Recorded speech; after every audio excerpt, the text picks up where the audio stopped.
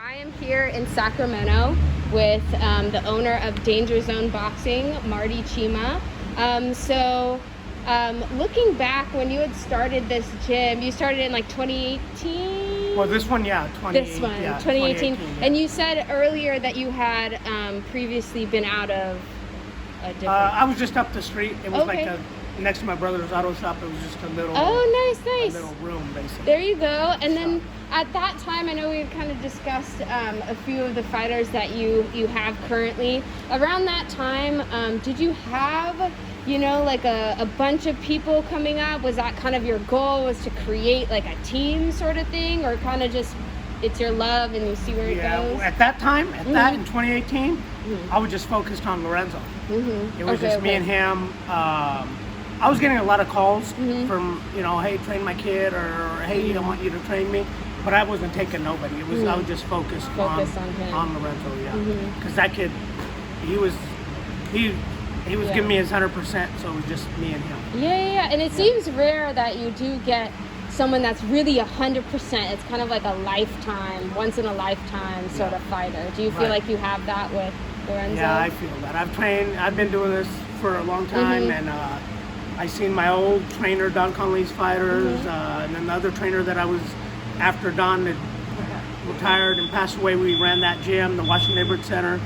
Seen fighters come and go, and then I had a pro fighter. But this kid's just on a whole different.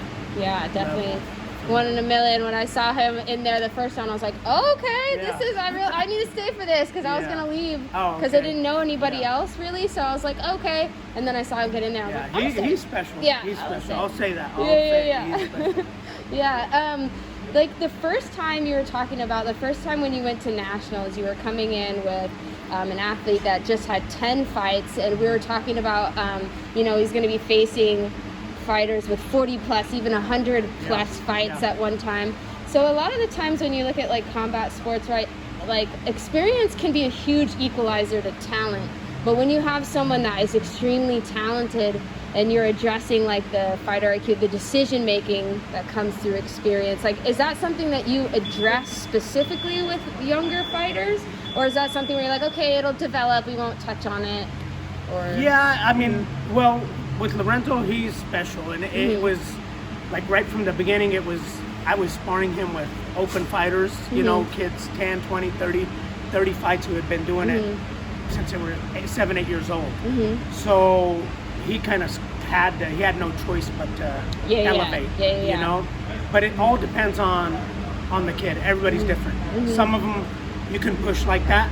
Some of them you can't. You push and it's in a backfire. Whoa, this kid don't want nothing to do with the sport. It's like for example, my little guy Gio, same thing. He had no choice. He started off at the national level, fights.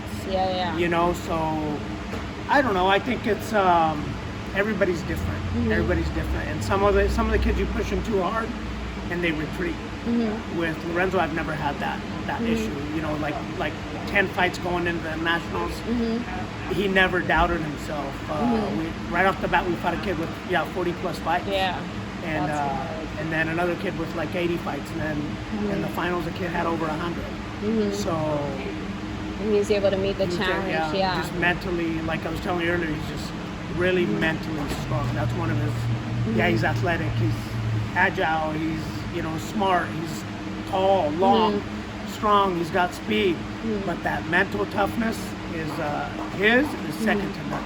And that's what has him up there. Oh, for sure. And it helps keep people up there as well.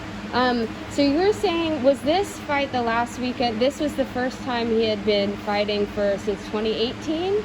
Or like in Sacramento. In Sacramento. Okay. His last fight in Sacramento locally was in September of 2018. Okay, wow. So, and his family, hey, we want to see him fight. Everybody, but all his fights are out of state at nationals. So then, luckily, I got him. I put his name in, and they called me. Hey, I got a fight for him. All right, great. Oh, nice. So his family came out to see him, but that was his last fight locally. I won't fight him locally again. It's just no benefit out of it. You seen what he did to the guy?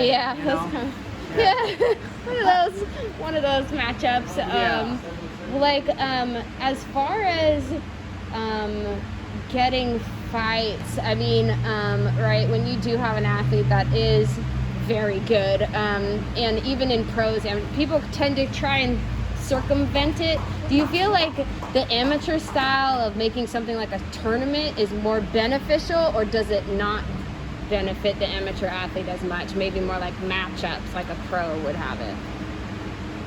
Like the tournaments, I like the tournaments. Me too. The tournaments, you don't know who you're gonna fight. Yeah. How the brackets are gonna come out, you don't know. Yeah. So in the pros, yeah, you know months ahead of time, I'm gonna fight this guy. Yeah, you know yeah. the style, you know everything about this guy. You know, yeah, sometimes when you're coming up, you might not know nothing about the kid or whatever, but in the amateurs, you might fight 4, 5, 6 times in a row. And the bracket, yeah, you'll know how the bracket's going to break down, but you don't know who you're going to fight the next day until that person wins and you win. Yeah, you know, yeah. So I think it's a lot tougher. And then you got to make weight every morning. You know, luckily my guys, we train hard and they're on weight. They're always healthy, really close, to their fight weight. So it's not a problem. But you got some of these kids training every night. You know, they get on the scale. And then once they eat and before the fight, they're 10, 12 pounds heavier. And we just seen a kid this last tournament. He was at 125 pounds, and he right after the weigh-ins and before the fight, in between, he was 135. Yeah. Okay, now you got to win and then cut 10 more pounds. So you're like, this is not your weight class. yeah, I think it's tough in that much. You know, and a lot of these kids that go to the nationals are really very talented, very good kids, especially Lorenzo's bracket, the 138, 139, 132, 125, 141, whatever you take, it's stacked with good fighters, you know, so you got to show up. Oh yeah, for sure. Yeah, but the pro game, like you asked, it's a little different. Yeah, there's a lot that goes into that. So when I was watching him, I think you had mentioned it earlier, of switching, like, right, because he's a predominantly ortho fighter, but you said you've been working the left side, but then he'll switch and it'll be very seamless, and I'll have really, you know, kind of cheeky little punches in there, switching from different stances. So is that something that you normally do with a fighter that's like like training that side? Is that kind of like a just in case, or would you prefer, hey, you kind of need to be able to fight from both sides? No, that's just something that worked out with Presented to Lorenzo. him. Okay, okay. He was able to do it. We tried it, and it was like, whoa. And like, I won't say the gym or the coach's names, but we're at some famous gyms in down south in Vegas, and I asked the trainers, hey, what do you think he is naturally? And they didn't know. Yeah. They couldn't tell. Yeah. One of them guessed, and he was wrong. Yeah. But they couldn't tell. They're like, I don't know, what is it? You know, and even some fighters I asked, and pro fighters, and they were like, one of them, Victor Ortiz. He goes, I'm going to say southpaw because I'm southpaw. You know, and but they couldn't tell. But we've been working on that the last 7 years. And now he's at the point where he can do either way. Yeah, which is a really interesting thing. Like sometimes, like in MMA, say if your front leg gets lit up, you should be able to switch stances. It's almost like a quote unquote, like, you gotta kind of be able to do it in case you get you know, really nailed.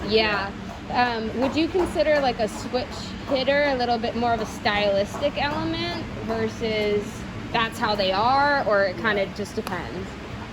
To be honest, I never really was a fan of that. If you're orthodox, stay orthodox, and fix that, and fix your little things that you're not so good at, and elevate with that. But you're right, like perfect example. Remember Jose Aldo and Uriah Faber? Remember Uriah Faber's leg? And now, if you take that as an example, and they had worked on that, you could have put that leg in the back, and maybe it would have worked, maybe it wouldn't have. We don't know, but I was never really a fan of that switching until me and Lorenzo started working. And this is 7 years ago. You know, 7.5 years ago. It's nothing new. It was the first week he was there. I go, kid, switch and let's see how this works out. And he did it, and we stayed with that for 5 years, you know, and then now he can go either way.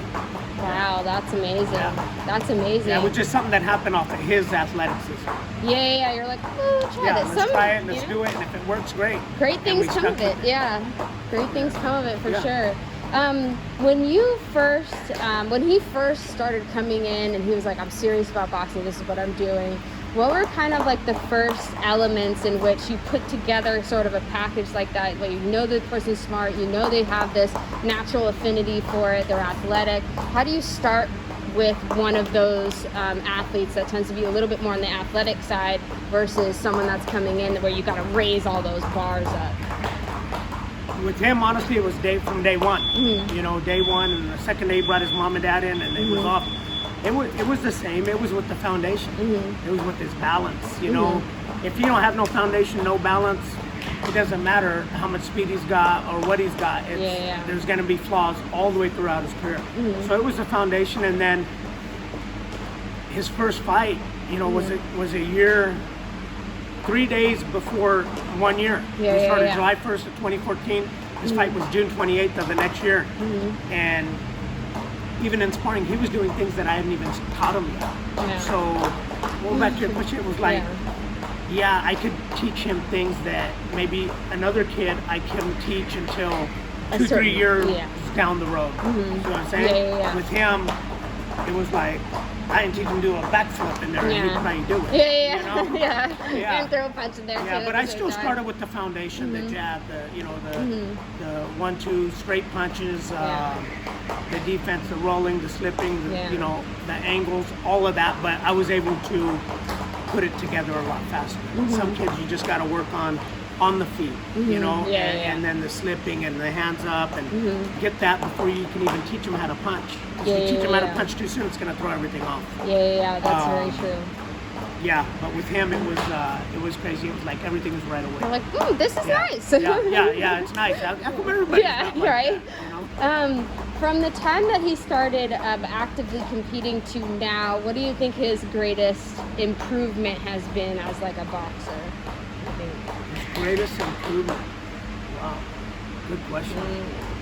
He seems to be in all areas, he's elevating at the same time. And everything's elevating at the same. But like we were talking earlier, it gives mental toughness. When he first started, when he first came in, this kid was like I don't know.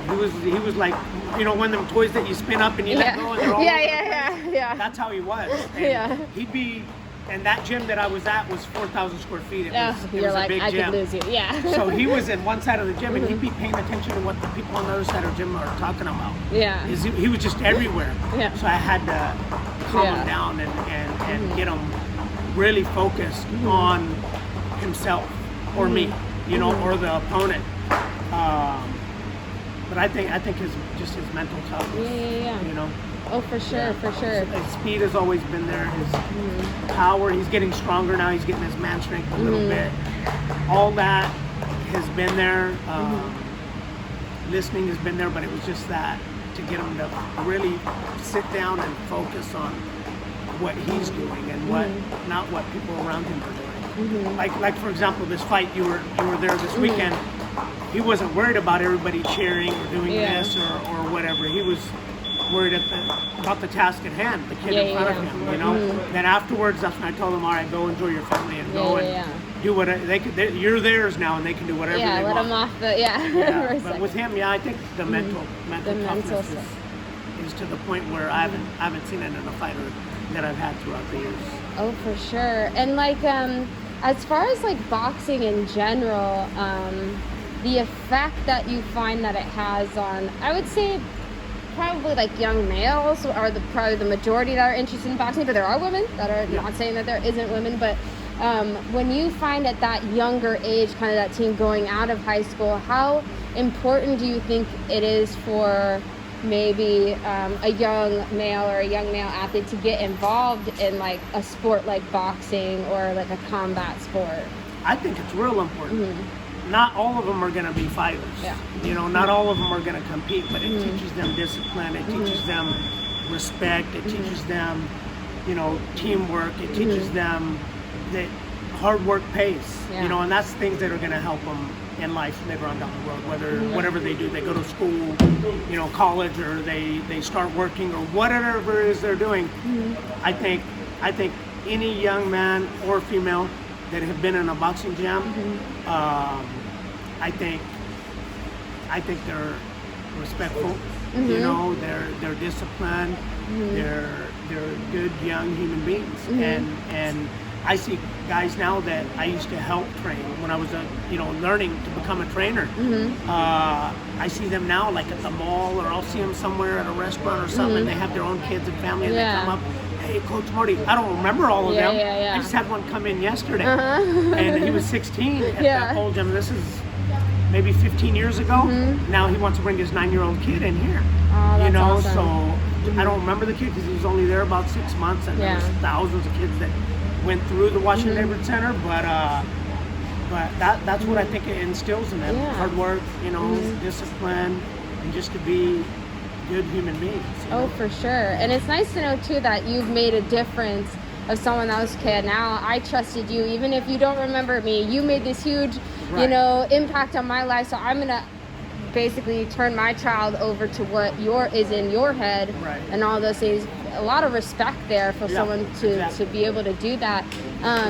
Going back to the beginning of how you got into boxing, were you always into the coaching aspect, or were you like, I'm gonna fight, or like, how did that come about? Yeah, I wanted to fight. I only had one fight. Okay. I only had one fight. I was working. I was already working. I was always into boxing. Working. And then my younger brother was 13, so I ended up taking him to the gym, met Don Conley, and I sparred a lot of guys. I sparred a lot of pros, always in the gym and everything. And then I had one fight, but I always knew, the first day we went into Don's gym, I was like, oh, I want to do that. That's my lane, And that's my thing. That's my thing. I didn't have the time to be a Lorenzo or be a Gio or, you know, to dedicate myself to that, to the fighting part of it. But I knew I wanted to be a trainer. I knew from basically day one. And then I started going in early, and taking my brother in early and learning from Don and just paying attention to everything he did.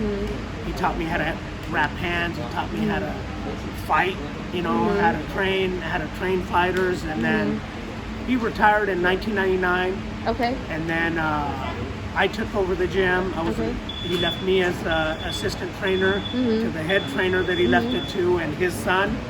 And it just grew from there, you know. And then in 2009 or 10, the center closed down. It was a non-profit, you know, and it closed down. And then I kind of went my own way. I went to LA for a while, back and forth, and then I had a fighter that was out of the center who got a hold of me. I was down in LA, he got a hold of me, hey, I want to train for you and I want to go pro and this and that. And so I came up, talked to him. He ended up turning pro in 2012 or 2013. Nice.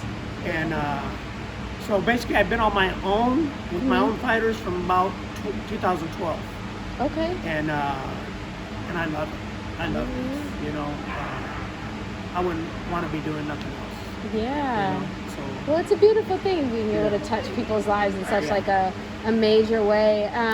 When you had kind of gotten into that position after your first pro fighter that you were like working with, was it, I know we had touched on it a little bit, but was it always your dream to open up a gym, or maybe it was to just coach people individually, or was it, or just kind of manifested into this it was beautiful like we talked spot? about it earlier. It was never to have a gym like some of these kids that need to be in here that aren't gonna fight. Once I had gone down south and came back and trained and turned that fighter pro, it was always, I just want to deal with fighters, kids, 100% young men that want to fight, 100%. And about 3-4 years ago, then my mom used to tell me, open a gym, you'll love it, and I did it, and here I am. Mom's always right. Always. For sure.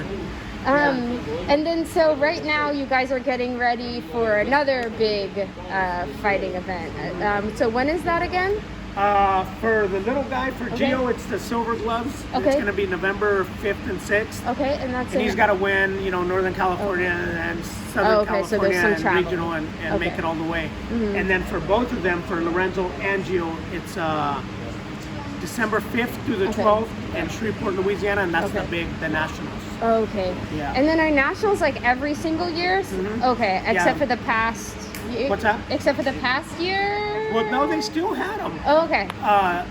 The 2020 USA Nationals, they had, when was it? This year, they held them this year in March. Okay. In March. They held them in March instead of December of last year. Okay. Because Nice. of COVID. Yeah. But the big national, the USA National, in order to make Team USA, are in December of every year. Then they have the Western qualifiers, which are in Reno, Nevada, in March of every year. And they have the Eastern qualifiers, are like in October, somewhere around there. And in between that, they have the Powell Nationals and Golden Gloves and Silver Gloves for the kids and the Junior Olympics. So there's quite a few nationals, nationals throughout the year. Okay. Yeah. So everyone is kind of, so it's kind of as far as like amateurs, where it's still like year round. You're always getting kind of ready for something every 2 months or so. Right. Some type of tournament. Yeah, and that's the thing about boxing. It's there's no season. Yeah. Anybody can fight. Yeah. There's no season. It's all year round. Yeah. Like these boys, they've missed like Lorenzo's missed Thanksgiving and all that for the last 5-6 years, because of tournaments. So, like as far as like conditioning, I know it's like, okay, keeping the weight at a certain amount, healthy bodies. As far as like conditioning a fighter for a tournament type style, because I mean, even doing anything for 3 minutes is very hard, let alone fighting another human being. So are there special things that you do for tournaments specifically, or like to get in shape, to get versus like one fight, or versus like what are the bigger differences? Like even for this fight, that Lorenzo and Gio fought this past weekend, I had them in top shape. They're always in shape, but for tournaments we run sand hills. I take them up to the hills. We run hills. A lot of sprints. That's one thing I had learned off Don, my old trainer, is we can lose to another fighter if they're better. We can lose to them. It's a close fight and it went their way, but we don't lose because we're out of shape. So my guys are always in shape. I put it like this, friend. It's kind of like a NASCAR. You take a NASCAR, it's got everything top level, right? Aerodynamics, the transmission, the motor, the driver, the electronics, everything is top. But if that car don't have gas, it's not gonna go nowhere. So that's what I put in these guys' head is you gotta be in shape. Lorenzo's very talented, but there's other kids out there that are talented too. And if hard work beats talent, if talent doesn't train hard, that's a saying, and that's so true. I've seen it a lot of times. So conditioning I take very serious. A lot of trainers, you'll ask them, hey, what would you have, the one thing you want your fighter to have? And there's no wrong answer. A lot of them will say heart, or they need a punch, or they have to have speed. My thing is conditioning, because you can have all the heart you can get. You can punch hard as a mule. You can be as fast, whatever. But if you're not in shape, it doesn't matter. It doesn't matter what you got. Fatigue can make fools of us all after a while. For sure. And I think too, especially like as you were saying, I mean, you have some fighters or some other amateurs that are coming in, they're weight cutting. They may not even be doing that right because it's not like supervised or anything. Right. As far as like the amateur game goes and the fighting and stuff, do you think that it's going in the direction that you would like to see it go? Like it's becoming more, like you're seeing more people get involved with it, or it's having more of a positive impact on certain fighters? Or do you feel like it's kind of like this crunch where it's, just whatever it is to get them to the pros, get them the good record, and get them, all these things? I think it all depends on the trainer. Okay. Like with me, I could turn Lorenzo pro. I could have probably turned him pro last year, or early this year. But I'm real patient on that. There's no hurry. He just turned 19. I'm probably going to wait another year or into late next year, depending on how things go. Yeah. But I think it all depends on the trainer. Yeah. Some of them just want to go through the amateur. Like there's guys that have 0 amateur fights and they'll turn them pro. Very few, a handful of amateur fights and they'll turn them pro. Are they ready? Maybe not. You know, probably not. But but you see them just dissipate, disappear. 3, 4, 5, 10 pro fights and their record's lopsided and then boom, they're gone. Or they're using them as, promoters are using them as a stepping stone. Exactly. Side action.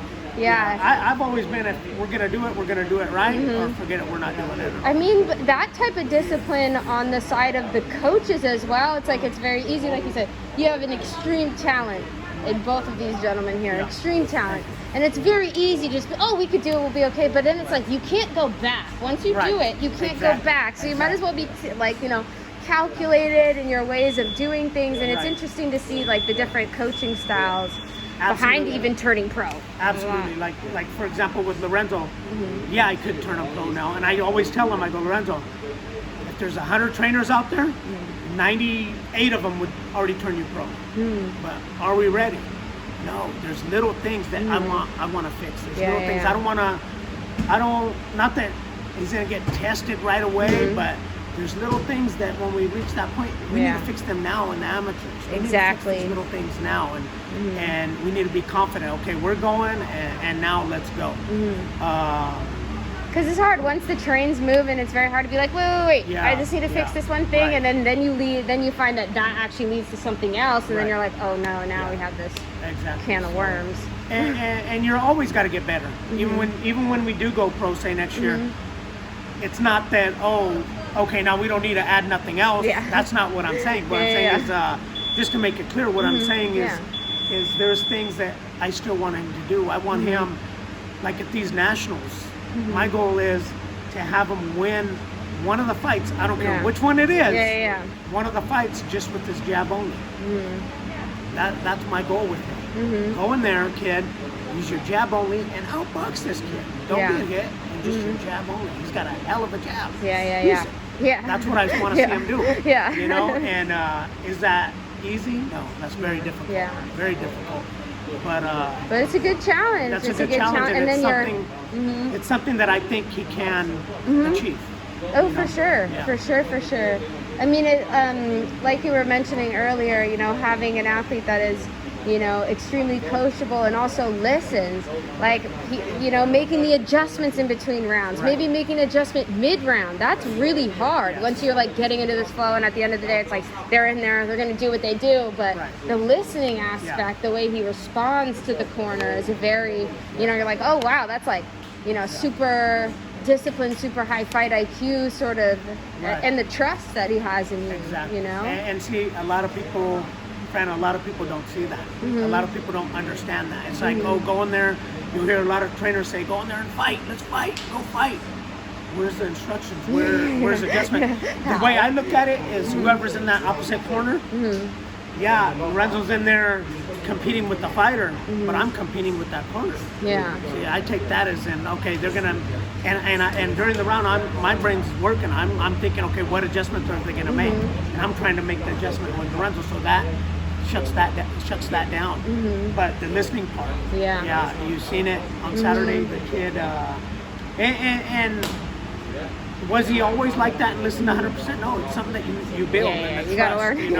He's gotta trust me, and he does, and I trust him, and the chemistry is just crazy. Sometimes I just look at him, and he knows exactly what I'm thinking, or I know exactly what he's thinking, and that right there is priceless, and that's been there since day one, and it's scary sometimes. I mean that sort of connection of there isn't words, it's just understood. It doesn't have to be explained, it's understood, and having that trust to see that he knows that you see what's happening, and then you see how he's feeling in there too. Because sometimes I feel like obviously it's like a coach has their own personal or their own relationship with the fighter, so when they're pushing them or when they're saying things, I give them the benefit of the doubt that what they're saying and what they're doing is, they know they're fighters.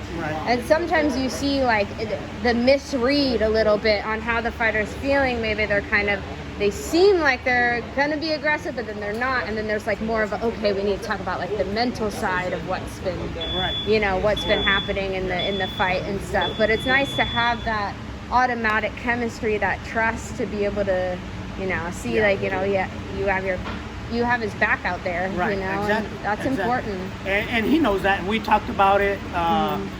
Basically, to touch on that, we talked about that. I go, Lorenzo, I'm gonna do whatever is best for you, and that's it. So you gotta trust me 100%. If I ask you to go out there and do a roundhouse kick, you don't question it. And you you know? But like I always tell them, there's nothing I'm gonna ask you to do in the corner that we haven't worked on in the gym. It's always going to be something you're familiar with, and that's how it's always been, and that's how our trust built. And like I tell them, I've had other fighters where they come back to the corner and it's like me and them are fighting in the corner because you're not listening. So you don't need me. You just need someone to give you water, put a little Vaseline on you, and you go do your own thing. You know, and it's hard to make it in the sport like that. You really need the team, the team element. It's definitely coming into more perspective. Like in all of combat sports, it's like, dude, you gotta have someone that knows how to do the weight thing, the nutrition, you know, the recovery. In fact, he does, you know, the yoga, the flexibility, the maintenance. It's the mental maintenance. It's a lot. It's a lot. And I feel like as a coach too, that's a lot to like manage as well, because it's like that's, in a way, it's like kind of your responsibility, and to kind of help, especially I feel like with a younger mind, guiding that mind, because they don't really have necessarily the life experience to be like, you know, it should be like this, but really I'm not sure. You know, you're still a kid. You know, you're still a kid, and like I tell them, be a kid as long as you can be a kid. Right now, you don't have no responsibilities, no car payment, no rent payment, no nothing. Let's keep it that way as long as you can. Have fun, enjoy it, enjoy life, enjoy this journey, because this is it. You know, it's not, oh yeah, we get there and okay, now we're there, but how about all of this? We gotta enjoy this as we're growing. You know, and he understands that. That me and him were just. It's crazy. Sometimes I'm at home and it's 10:30, 11:30 at night. It's midnight, and he'll text me, Coach, what are you doing? Nothing. What's up, Lorenzo? You want to go to the gym? Yeah, let's go. I'll meet you there. And vice versa. I text him, Lorenzo, what are you doing? Nothing, Coach. Just right here. If he's not at home, he's with me. You know, he doesn't have friends that he goes out and hangs with or nothing. If he's not with me or here at the gym, he's at home. Sleeping, eating. I love it, you know, because that's the discipline that you need in order to grow in this sport. So, but if it wasn't for Lorenzo, about 2016, I probably wouldn't have been in the sport. When I told you earlier, I had all these other fighters, and then they started falling off or whatever. 2016, 2017. I would have probably been done with boxing, doing something else now. But this kid just, I mean, there was a while there where he had a hamstring torn or partially, like it was bothering him. His knuckle had swelled up, his arm, but the kid never missed. Never missed. He'd show up. After winning nationals, Lorenzo stay home for a week, maybe a day and a half, and he's here, you know? But that's a good thing. You know? But I think too, it's like, especially, things tend to come into our vicinity right when we're almost about to turn our focus away from what we're meant to do, you know? It's really interesting how that kind of happened. I've talked to like a few people where it's like, okay, right before this, I don't know, I was trying to look at other things to do, and then this one thing came in, and it just, you know, kind of took off from there. Exactly, that's kind of the situation I was in. But yeah. He kept me in it, and I love having the gym. I love all these kids in here. It's beautiful in here. It's very beautiful. You know, it's I love just being here. We're here, like I said, me and Lorenzo, Gio, we're here 2, 3, 4 times a day. And I wouldn't have it any other way. I wouldn't change nothing. It's a beautiful place to be, for sure. If people wanted any information on the gym, classes, where to find you on social media, how would they get it? DangerZone Boxing. Okay. The Instagram is at DangerZone_Inc. Okay. Facebook is DangerZone Boxing. They can Google the gym, whatever. I'm open Monday through Thursday, 4:30 to 8:30. I run 4 classes, kids, girls, teens, and adults. Yeah. Perfect. Thank you. All right, of course. Thank you.